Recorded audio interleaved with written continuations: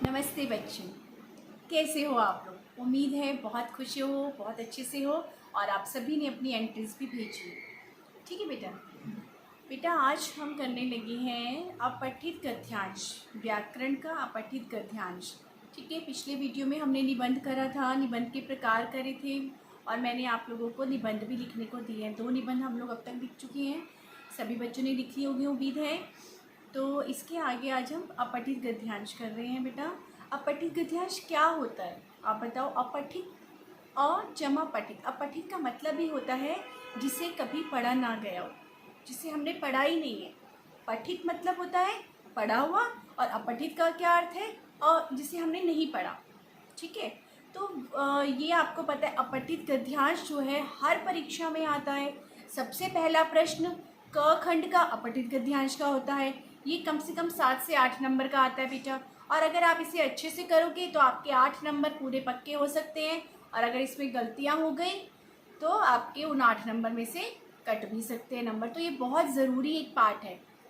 एक तो मज़ा भी आता है इसको करने में, बहुत अच्छा होता है, रोचक होता है, क्योंकि इसमें हमें कभी कुछ पढ़ा नहीं है और अचानक से हमें ऐसा पैराग्राफ गद्यांश मिल जाता है जिसमें से हमें अपने आंसर निकालने हैं, और आंसर सामने है हमारी आंखों के, हमें सिर्फ ढूंढना है। उसके लिए हमें एकाग्रता बढ़ानी पड़ेगी अपनी। ठीक है ना बेटा, हमें अपनी तर्क शक्ति बढ़ानी पड़ेगी। एकाग्रता और तर्क शक्ति बढ़ाने से ही हम किसी भी प्रश्न का हल कर सकते हैं, चाहे वो हमारा जीवन है या चाहे वो हमारा प्रश्न पत्र है। ठीक है बेटा, अब देखिए बोर्ड पर अपठित गद्यांश। इसका अर्थ होता है अजमा पठित, यानी जिसे पढ़ा ना हो कभी। इसका अर्थ होता है जिसे हमने पहले कभी भी नहीं पढ़ा। ठीक है, पठित का अर्थ क्या है, जो हम पढ़ चुके हैं। अब इसमें ध्यान रखने योग्य बहुत सारी बातें होती हैं बेटा, आप ध्यान से देखिएगा। यहाँ इसे हमें ध्यान पूर्वक पढ़ना चाहिए। सबसे पहली बात तो ये कि हमें इसको ध्यान पूर्वक पढ़ना चाहिए, बहुत एकाग्रता से। ठीक है, कम से कम 1 से 2 बार अगर आप पढ़ लोगे तो आपको पता चल जाएगा कि इस गद्यांश में लिखा क्या हुआ है। दूसरा है इसमें इसका मूल भाव व अर्थ ग्रहण करना चाहिए, यानी पढ़ते पढ़ते हमें उसके जो गद्यांश दिया उसके अंदर क्या कहा गया है उसका हमें मूल भाव पता हो जाना चाहिए, उसका अर्थ हमें ग्रहण करने की कोशिश करनी चाहिए। तीसरा बिंदु आता है बेटा, इसमें मुख्य बिंदुओं को साथ साथ रेखांकित करना चाहिए। जैसे बहुत जो मेन हमारी बातें होती है कुछ पैराग्राफ में, तो कोई सन दिया हुआ है या किसी राजा का नाम है या किसी क्षेत्र का, शहर का नाम है, तो उसे हमें ना साथ के साथ ही रेखांकित कर लेना चाहिए, नीचे लाइन खींच देनी चाहिए।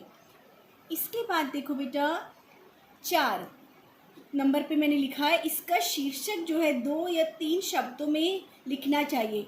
हमेशा एक क्वेश्चन, एक जो प्रश्न होता है गद्यांश का, वो शीर्षक से संबंधित होता है। अब शीर्षक में बच्चे लोग क्या करते हैं, अपना पूरा का पूरा वाक्य लिख देते हैं, और या फिर जैसे हमने यहाँ पे लिखा नदियाँ बहुत ही अच्छी तरह बह रही हैं, तो आप नदियाँ लिख देंगे, तो वो गलत हो जाएगा बेटा।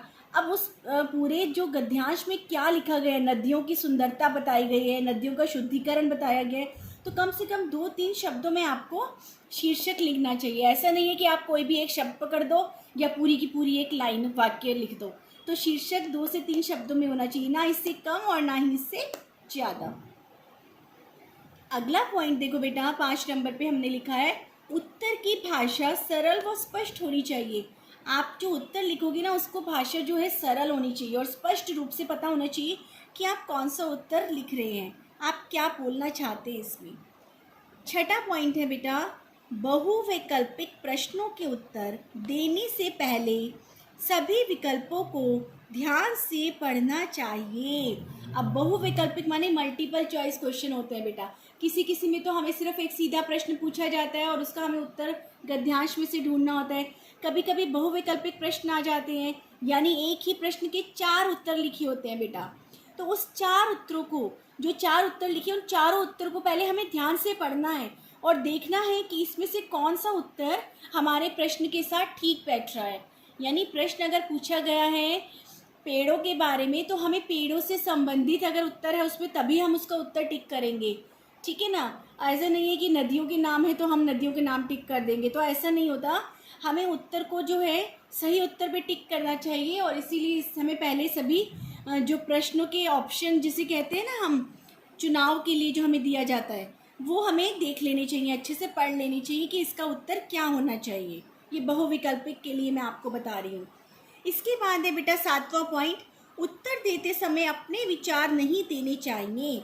यानी अगर आप उत्तर लिख रहे हो किसी प्रश्न का तो आप उसमें अपने विचार नहीं लिखोगे कि मेरे विचार से ऐसा होना चाहिए, मेरे विचार से वैसा होना चाहिए। नहीं बेटा, जो भी गद्यांश में दिया गया है, जितना भी आपको गद्यांश में लिखा गया, आप उसी में से ही अपना उत्तर ढूंढेंगे और उसी में से ही अपना उत्तर वहाँ पर लिखेंगे।